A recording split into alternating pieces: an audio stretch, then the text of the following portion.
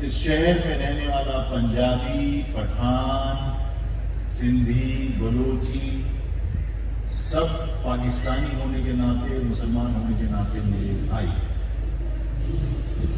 لیکن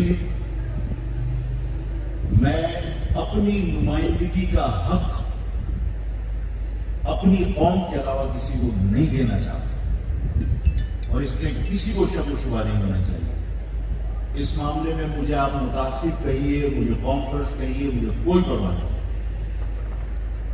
ان گلیوں میں نہیں چاہتا کہ کوئی پٹھان، پنجابی، سندھی، بلوچی ان علاقوں سے منتخب ہو کر اسمبلی میں جائے اور وہ یہ تاثر دے کہ کراچی اب مہاجروں کا نہیں ہے۔